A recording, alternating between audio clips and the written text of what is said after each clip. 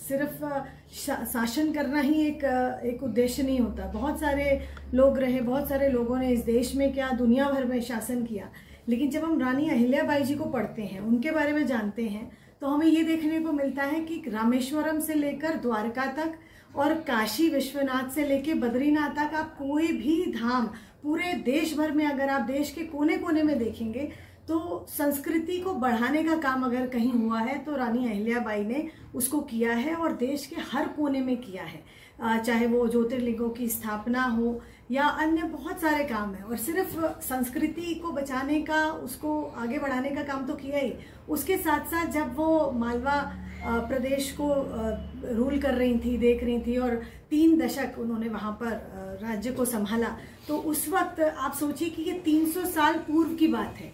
उनका जन्म हुआ था 1725 में, तो आप सोचिए 18वीं शताब्दी की ये बात है। और उस वक्त महिलाओं का पढ़ना लिखना, उनको युद्ध कौशल सीखना उनके लिए बहुत बड़ी बात थी, होता ही नहीं था। लेकिन उस वक्त भी उनके पिताजी ने उनको ये सब चीज़ों में निपुण किया, उन्हें सिखाया। और उस वक्त एक प्रथा भी थी, सती प्रथा, और जिस प्रथा बड़ी कुरीति थी, कुप्रथा थी हमारे देश में। लेकिन उस प्रथा के कारण जब उनके पति का देहांत हुआ, बहुत कम उम्र की वो थी उस वक्त, तो उस वक्त भी आप सोचिए कि उस समय भी उनको उनके ससुर जी ने कहा कि नहीं, तुमको इस राज्य को तुम्हारी ज्यादा जरूरत है, इसीलिए तुमको राख नहीं, यहाँ माता की जरूरत है, इसलिए तुम नहीं होगी सकती। उनको मनाया और फिर उन्होंने उस मालवा प्रदेश को बहुत आगे वो लेके गई। चाहे वो आप पूरा उनका जीडीपी देखिए, जिस प्रकार से ग्रोथ किया उन्होंने, जिस प्रकार से महेश्वर से वो वहाँ राज करती थी, तो महेश्वरी साड़ी को उन्होंने कैसे प्रमोट किया, कैसे जो कलाकार हैं, जो आर्टिस्ट थे, उन लोगों को ट्रेन किया, उसके बाद उनको बुलाया और महेश्वर में उनको स्थापित किया। वहाँ पर छोटी कॉटन इंडस्ट्री को उन्होंने आगे बढ़ाया, जिसमें कि महेश्वर साड़ी का वहाँ उद्योग होता था। तो बहुत सारी चीज़ें, सिर्फ एक ही नहीं, उन्होंने बहुत सारी चीज़ें करी। और ये इतना प्रेरणादायक उनका जो हमारे पास उनका सुशासन है। उन्होंने बहुत,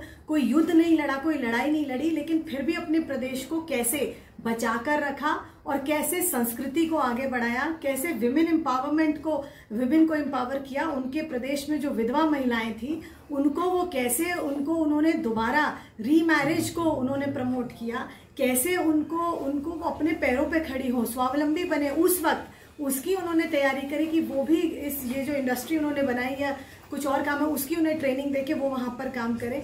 तो उस वक्त से उन्होंने ये काम किया। तो ये हमारी जो आने वाली पीढ़ियाँ हैं, हमें लगता है जो हमारी यंग जनरेशन है, उसको ऐसी जो विभूतियाँ हैं उनके बारे में जानना, पहचानना, उनके बारे में पढ़ने की बहुत ज़रूरत है।